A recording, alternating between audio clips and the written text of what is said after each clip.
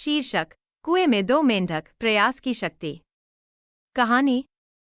बहुत समय पहले की बात है। एक घने जंगल के पास एक बड़ा कुआं था। उस कुएं के पास खेलते खेलते दो मेंढक गलती से उसमें गिर गए। कुएं की गहराई देखकर दोनों मेंढक डर गए। वे दोनों बाहर निकलने की कोशिश करने लगे, लेकिन कुएं की दीवारें बहुत फिसलन भरी थीं। पहला मेंढक परेशान होकर ऊपर देखने लगा। उसने कहा, यह बहुत गहरा है। यहां से बाहर निकलना असंभव है। उसने कुछ कूदने की कोशिश की, लेकिन जल्दी ही थक गया। वह खुद को हार मानने के लिए तैयार करने लगा। उसने निराश होकर कहा, हम यहां से कभी बाहर नहीं निकल सकते। अब कोशिश करने का कोई फायदा नहीं।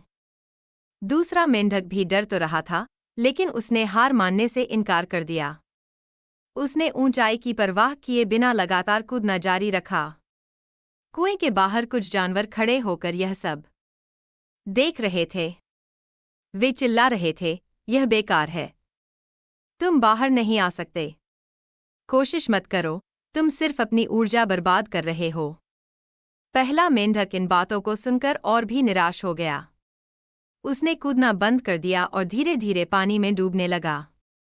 लेकिन दूसरा मेंढक उनकी बातों पर ध्यान नहीं दे रहा था। असल में वह सुन नहीं सकता था।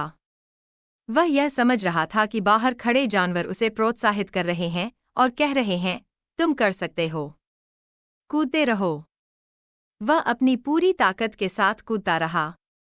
हर बार जब वह कूदता, तो कुएं की दीवार से कुछ मिट्टी गिरती, जो उसे सहारा देती। आखिरकार अपनी मेहनत और दृढ़ संकल्प से वह कुएं से बाहर निकलने में सफल हो गया। बाहर आकर उसने मुस्कुराते हुए सभी जानवरों को धन्यवाद दिया।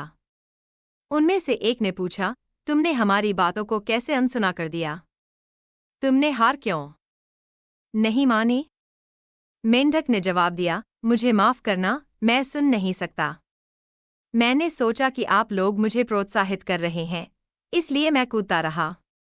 शिक्षा: कभी हार मत मानो, कोशिश से ही रास्ता निकलता है।